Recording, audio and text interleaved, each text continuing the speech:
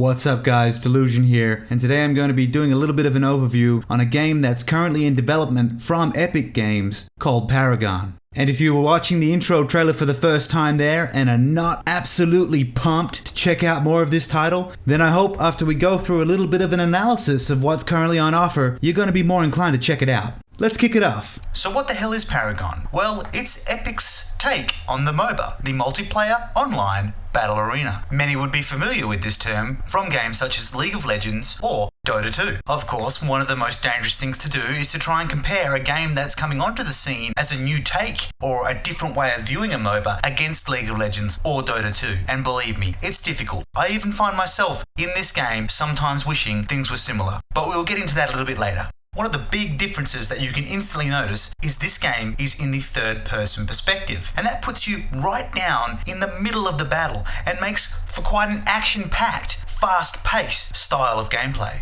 And on that note, if you are playing Paragon or are following some conversations on the forums, you will know that there are people who aren't necessarily happy with the current pace at which the game plays. But again, that just comes straight back to what I slightly alluded to before with drawing between the differences of this title, Paragon, and others that we might have played for many more hours and been used to as what is known as the classic MOBA with regards to the certain time frames around the early game, the mid game, the late game. And at this stage, while I think there are some valid points and also suggestions being put forward, I stand here as someone who's really, okay, a little overemphasis there, but I am really enjoying the game in its current form because I am confident in the development team listening to the community and delivering on many of our expectations. And I'm certain that there are many out there who can contest to that, as there is quite a lot of feedback happening on the forums from the devs and the community managers, which I think is fantastic. It's not necessarily as much as we, as the community or the player, would like when we ask, what is the new hero? And we just get a small snippet. It's like, just show me who the new hero is. I need to know right now. But hey, look, we've got to understand some things need to be kept under wraps. Okay, so anyway, let's get back to looking at more of what Paragon has to offer us in its current form and why I'm so excited about it. And hopefully it gets you excited about it too, which ends up resulting in you going to the website and getting on board. If you have money, you can buy anything.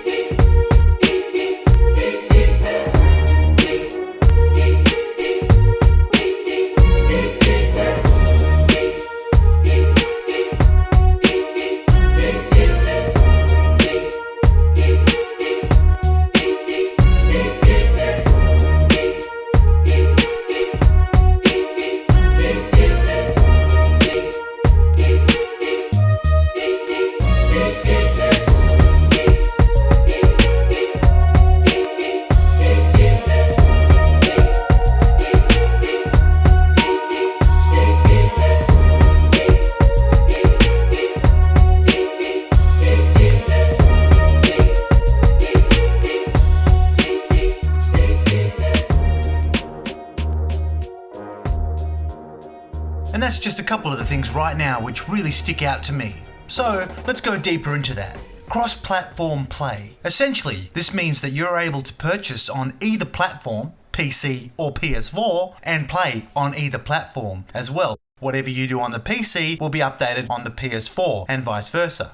In addition to that, it also means that you're able to play with people from those platforms too. Say for myself, and this image in the background right now is me grouped with two of my friends who are currently playing on PS4. There's some really good conversations going on at the moment with regards to whether this should stick around. I personally am in massive support of this. The community that I come from is hugely dominated by console players, and we are breaching out into the PC market, and this game is perfect for us in the sense that we're able to play across both of those platforms. Although some people choose to have a little bit of a different view on the forums and within the game as to why we shouldn't or should be able to play together, I am very happy to hear the devs wholeheartedly support the fact that they will not be breaking up the community and that this will remain one of the main features of this game. Fantastic. So, How do we connect with each other? Well, it's really quite simple. Basically, on whatever platform you're playing on, you'll have your friends list in the top right, which is excellent on Epic's behalf, because no matter whether you're on the PC or the PlayStation, things are going to seem very familiar to you. And it's just a matter of making sure that you're able to search for your friends and add them. There might be a case where you need to use someone's Epic ID as opposed to their PlayStation ID, but it's really quite easy to work out, and quite flawless after that. And once you do have someone on your list, it's very simple to add them to your party. You can either push the plus down the bottom right, or select them from the menu and send an invite, and that will go across platforms as well. There is one downside though, and it's in development, and I'm confident that it's going to be awesome when it does get released. That is cross-platform voice communications. What we do at the moment is use Discord, and it is really quite easy actually.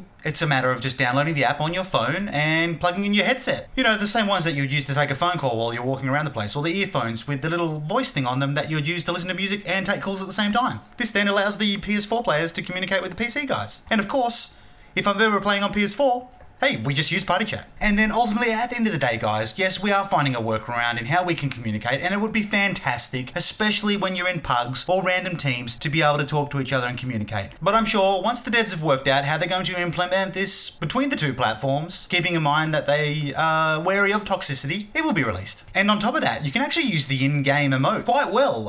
It just comes down to making sure that people are paying attention to the map. Anyways, I digress. Cross-platform play. Epic. So let's take a look at the hero roster. Currently we have 15. The most recently added hero is Iggy and Scorch, as you can see here. Previous to Iggy it was Severog, and prior to that was the other 13 who you can see in front of you, Decafang, etc, etc, etc. Each hero has a certain affinity, such as Murdoch, for example, has Fury and Intellect, whereas Gideon, Intellect and Corruption, Muriel, Growth and Order, and these determines what type of cards you can use for that hero. In addition to that, you'll notice that the heroes have basic attacks, ability powers, durability and mobility scores as well. And that can be an indication on how you are going to choose to build your deck as well. You can see here the two used heroes by myself, Gideon at 9 and Muriel at 10. I really do enjoy more of a support character. Gideon in the sense of lane clearing and support with the ultimate setups, and Muriel with her ultimates to be able to bounce around the map. Her mobility sits here as 6, even though her ultimate lets her get around the map quite often. I find it's good to stack some cooldown reduction, so you can use that more often too, and support the other lanes around the place. Epic has committed to a release of a new hero every 3 weeks, which I think is quite good. And with regards to any of the other MOBAs out there, I'm hoping that over the future and the course of this game, we can expect to see this roster grow with some very unique and exciting characters. I certainly am looking forward to the new one on the scene, Grim.exe, who is due to release within the next couple of days. Alright, so how do we beef up these heroes then when we're in game and we're, laning and getting our last hits and destroying jungles and killing enemy players, and we're getting all of this card XP, which is the XP that allows you to purchase the cards which are part of your build. What is that? How do we do that? Okay, well that comes down to decks. And you can get card points from earning reputation by playing matches. And let's actually go ahead here and let's go and purchase a card pack while we're here. Why not? I'll just get one quickly here. So this is some reputation that I've earned from playing in game now, and I can go ahead and purchase that under my profile. I can select overview, and it'll have an open card packs option for me here. I can then open that card pack and reveal all. What do we have? Probably a whole bunch of duplicates. I don't know. But for you, it's going to be very exciting for at least the first couple of times that you do this, I'm sure. There is some stuff happening in regards to how they're going to rework this card system. But for now, it is what it is. And hey, look, it's an early access, and I think it works. So we accept that. And so how do we customize our hero? How do we make them unique to us? Well, we build a custom deck for them. Let's go with a new deck actually here for Gideon, and let's just have a look straight up on what you might get. One of your 2 options for you guys would be either a caster or an assassin, and then of course I've made my own individual deck here, Gideon. And this caster deck, for example, is preloaded into the game, and one that you can accept.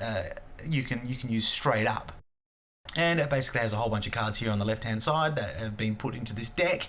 And then pretty much all the cards that are available here in the main page here. These cards are again specific to their affinity, and I mentioned before this is a corruption card, and Gideon is obviously able to use corruption, where in the case of Muriel wouldn't be able to use this card. However, there would be some universal cards that are available to them anyway. But basically comes down to working through this really kind of user-friendly card builder and selecting something that you want to use for your build. So let's look at this Chronomancer disc here. Let's get rid of that. And let's say, okay, that's the last one that we need to put on our build. So we can either search for it through here and it can bring it up, or we can filter it and go cooldown reduction, because I know that that's a cooldown reduction card. Now this is known as an equipment card. You'll always be faced with the equipment cards more often than not first. By clicking on this card, I'm going to go into the section where I can select the upgrades for it. Or if I just want it on its own, I can click add directly to it. But for the purposes of this, let's just go in here and then go, okay, so Chronomancer, what does it do? Mana, energy damage on completion of the card, which is inserting 3 upgrades into it, which will fill those 3 circles. I'll get a 5% cooldown reduction. Cool. All right. Is that enough? It could be. It might not be. I don't know. There's other cards out there that I think are better, but for the purposes of now, yeah, that's going to be pretty sweet. Now, are we going to run out of mana or do we need more damage? Hey, you know what? Let's go with damage. Let's put 3 casts in there and save it. Now, obviously, some of the other cards weren't available to me because I've got them in other areas here. So say, for example, I only had a certain number of casts available because I've already linked 3 casts here, or the computer has linked 3 casts here for me. But this is the area that you really want to spend some time in, guys, and have a look around it and build a card deck that's going to support your style of play. There's plenty of information out there on the forums, and people are more than happy to show you how they're running their characters, and I am going to be very, very happy to bring a Gideon guide later on. I think I've got quite a good build that works very well and supports the way that I play that character, and that's the key element here, guys. Try and build your deck to your play style. If you copy someone else's deck and it's not your play style, you may run into problems. So support your style of play. That is one of my best pieces of advice I can give you. Support your style of play. Because I know that the decks that I have on different characters sometimes are completely left field compared to what people are saying on the forums or what the current meta is, and I seem to do fine with them. Like my Muriel deck, for example, is nothing like what I'm seeing out there at the moment. Yet it works extremely well for me. So yeah, this is a great place to look at. And of course, you can just single up your upgrades as well in here and have a look at what's going on. But I would get in here, spend some time, have some bot matches, play with the pre-made decks, but then as soon as you get a chance, come and learn the card system, find out what works for you, and just give things a go. It's actually really, really awesome. Now on to the fat loots of the game. What are the rewards? And how do we get them? So there's a few different ways that you can unlock rewards. You can unlock rewards by playing a hero and leveling them up, but you can also unlock rewards by leveling yourself up as well. So there's a few different XP systems going on there. Let's go into my profile now, and you can see I'm currently level 42. Quite a lot of XP needed to get at the next level. When I hit 43, I'm going to get a random reward, a random tribute reward. When I hit 44, I'm going to get a random reward, and I mean that can be anything from actual in-game coins to reputation to a bonus to XP, or even could be a booster. And then if we have a look at here, 45, I'm actually going to get 3 times card packs. And there's many milestones that you do get free card packs as well. So don't stress and think, oh, I'm not going to get the cards that I want. It's going to take me forever. I need to level up to 42 or 50 to have all of these things, because each hero unlocks card packs as well at certain levels. Let's take a look at that. Let's take a look at Deca, for example. I haven't unlocked much to do with her. I do plan on playing her. I think she's quite a strong hero in regards to support, and I'm going to be very interested in getting into her later. So where are we now? Okay, this is what's called the Master Challenge, and this is where you can unlock rewards by playing that hero. Now, the Master Challenge is something that needs to be purchased for either 75,000 reputation when you save it up, or if you've got it as part of one of the packs that you've bought into to support. I think the lowest pack starts off with Master Challenge unlocked for Steel, Deca, and Sparrow, I believe. And then the other packs have different levels that they unlock. So as we can see here, level 1, I get the Challenger skin. So that's the skin that is currently on Deca right now, I believe. Yeah, I think it is. Level 2, a random tribute award, plus 5% match XP.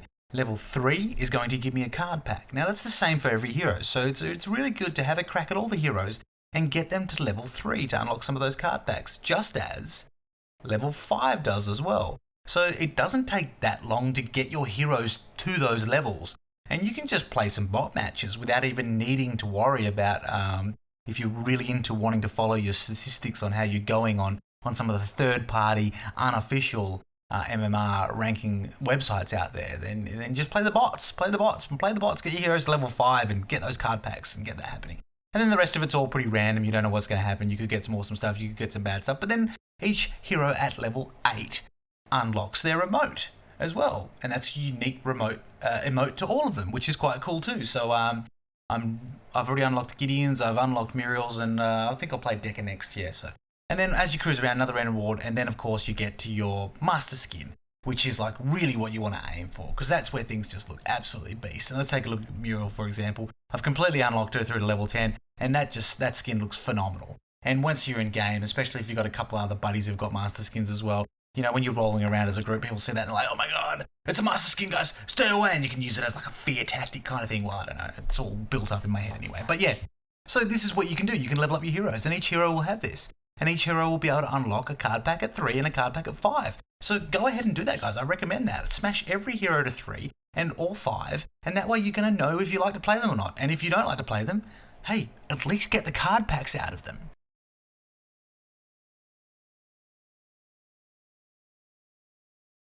Alright, so now let's check out the replay system, which is quite easy to get to once you've completed a match. If it's one that you wanted to maybe go back into some post-game analysis, or you had some epic kills in it and you wanted to get back in there and capture those, and you weren't recording with other software, or you're just after a different angle.